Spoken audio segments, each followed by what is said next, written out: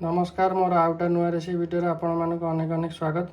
आज चलते आलूर गोटे नुआ रेसिपीटे बनइबा कौ प्रोसेस केमी कौन बनाबा भिडियोटी आप संपूर्ण शेष पर्यटन देखिए जापर। भिडियोटी भल लगे लाइक शेयर करदे, चैनल को सब्सक्राइब करने। ये देखो आम 3टा आलू नहीं बर्तमान आलू गुड़ा को आम तार चोपा छड़े आम काटी नवा।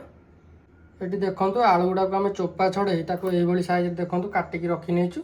बर्तमान आलू गुड़ा को आम प्रेसर कुकर गोटे हुइसिल देकी आम सिझे नवा। ये देखो गोटे कढ़ई बसई नहीं। बर्तमान कढ़ई आम तेल देदेबा।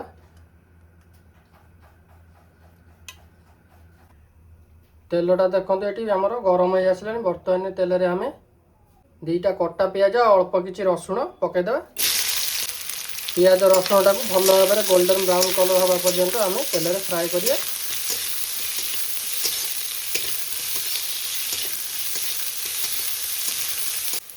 ये देखो पियाज रसुणटा आमर ये भल भाव में गोल्डन ब्राउन कलर हो गला।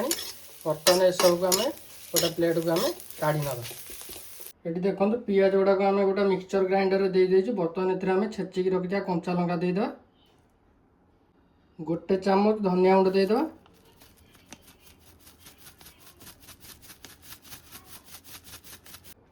गोटे चामच काश्मीर लंका गुंड पकईदेबा।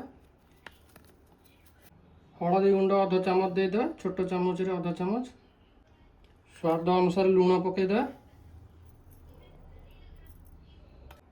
एसबू को आम मिक्सचर ग्राइंडर सुखिला ही ग्राइंडर करना।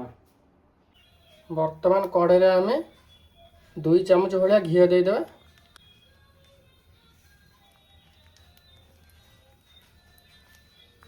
घीटा देखो ये गरम हो आसला। बर्तमान आम गोटे छोट चामच रे गोटे चामच पाना मधुरी पकईदेबा।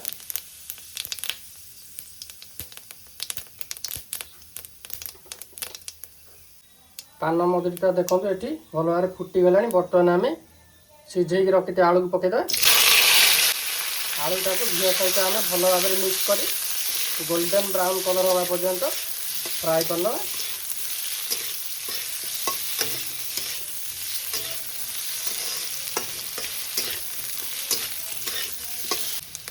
ये देखो आलू गुड़ाक आमर ये गोल्डन ब्राउन कलर हो आसला। बर्तमान आम स्टेज ऐड करिया। बाटिक रखिथा मसला गुड़ा पकईदा।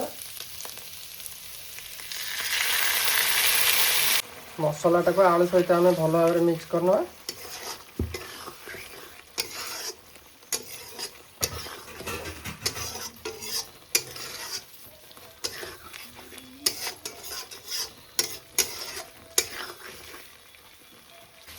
ये देखो मसलाटा आलू सहित भल भाव में मिक्स हो गला। बर्तमान आम गैस फ्लेम को स्लो रे रखिए। बर्तमान एथरे आम दही देदेबा। 100 ग्राम भाया दही भल भाव में मिक्स करना।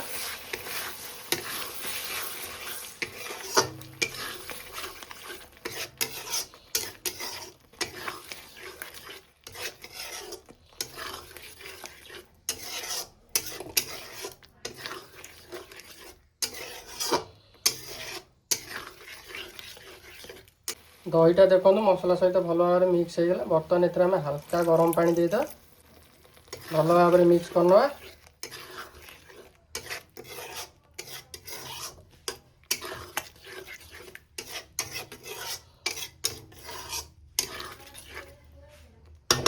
देखो भल भाव में ये गरम पानीटा मसला सहित भल भाव में मिक्स हो गला। मसलार तेल छाड़ापी बर्तमान गोटा घोड़णी घोड़ेदेवा। गैस फ्लेम को आम लो रे रखिए। ये देखो लो फ्लेम घोड़े प्राय आमर 5-6 मिनिट भाया होगा। घोड़णीटा काढ़ी ना।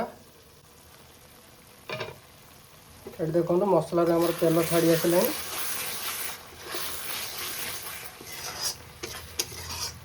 मसलाटा भी ये आमर भल भाव में कषि होगा।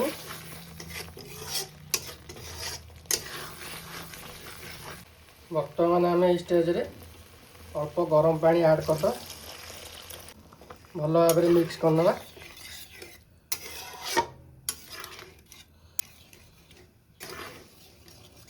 देखो भल भाव में मिक्स होगा। बर्तमान आम लो टू मीडियम फ्लेम रे गोटे घोड़णी घोड़ेदेवा। ये देखो पानीटा आम फुटी आसला। बर्तमान घोड़णीटा काढ़ी ना। बर्तमान एथरे आम गोटे चामच चाट मसला पकईद काटिक रखिया धनिया पत्र पकईद भल भाव में सब को मिक्स करना।